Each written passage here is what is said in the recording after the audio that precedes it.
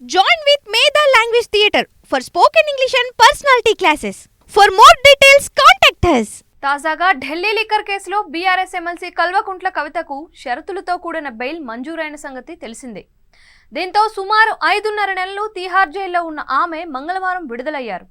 ఈ సందర్భంగా కుటుంబ సభ్యుల్లోనూ బీఆర్ఎస్ పార్టీ శ్రేణుల్లోనూ సంబరాలు అంబరాన్నంటున్నాయి. అయితే ఈ కేసులో ఇన్ని రోజుల తర్వాత అయినా కవితకు కండిషన్స్తో కూడిన బెయిల్ రావడంపై పలువురు హర్షం వ్యక్తం చేస్తున్నారు.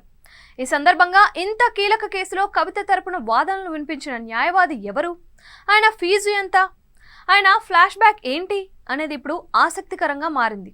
ఢిల్లీ లిక్కర్ స్కామ్ కేసులో కవితకు బెయిల్ వచ్చింది. ఈ మేరకు ఆమె పిటిషన్ పై విచారించిన జస్టిస్ బిఆర్ గవాయ్, కేవి విశ్వనాథన్లతో కూడిన ద్విసభ్య ధర్మాసనం కవితకు కండిషన్స్ తో కూడిన బెయిల్ మంజూరు చేసింది.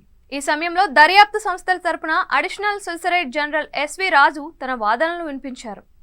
మరోవైపు కవిత తరపున ప్రముఖ న్యాయవాది ముకుల్ రోహత్గి వాదనలు వినిపించారు. ఇందులో భాగంగా కవిత బెయిల్ కు అర్హురాలని ఆయన తెలిపారు. సిబిఐ, ఈడీ దాఖలు చేసిన ఛార్జ్షీట్లపై ఇప్పటికే విచారణ పూర్తయిందని, ఈ కేసులో 100 కోట్ల రూపాయలు చేతులు మారాయి అనేది కేవలం ఆరోపణ మాత్రమే అని అన్నారు.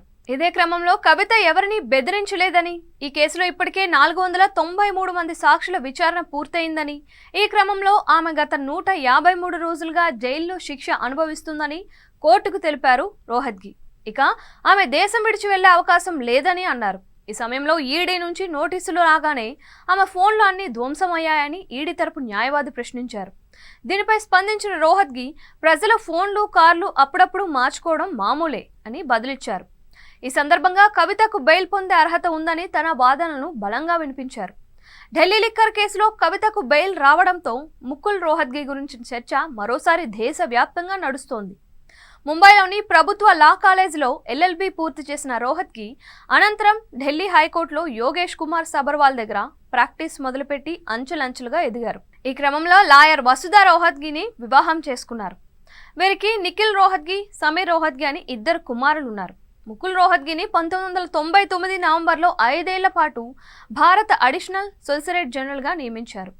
భారత ప్రభుత్వం అనంతరం 2014 నుంచి 2017 వరకు భారత అటార్నీ జనరల్గా నియమితులు కూడా అయ్యారు.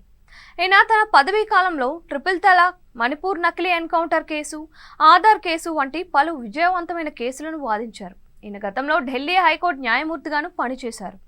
ప్రస్తుతం సుప్రీంకోర్టులో సీనియర్ న్యాయవాదిగా వ్యవహరిస్తున్నారు.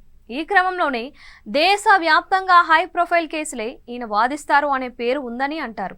టీడీపీ అధినేత చంద్రబాబు అరెస్ట్ అయి జైల్లో ఉన్నప్పుడు బెయిల్ తెప్పించింది రోహత్గినే. కాగా గతంలో జగన్ కు బెయిల్ వచ్చేలా వాదించిన వారిలో రామ్ జెఠ్మలానీ తర్వాత ముకుల్ రోహత్గిదే కీలక పాత్ర అని చెబుతూ ఉంటారు. ఈ క్రమంలో ఈయన గంటకు సుమారు 10 లక్షల రూపాయల నుంచి 15 లక్షల రూపాయల వరకు ఫీజు తీసుకుంటారని చెబుతూ ఉంటారు. అది కేసు తీవ్రతపై ఆధారపడి ఉంటుందని అంటారు. ఈ క్రమంలోనే తాజాగా కవిత బెయిల్ విషయంలో ఆయన నిమిషానికి 17,000 రూపాయల చొప్పున ఫీజు వసూలు చేశారని చెబుతున్నారు.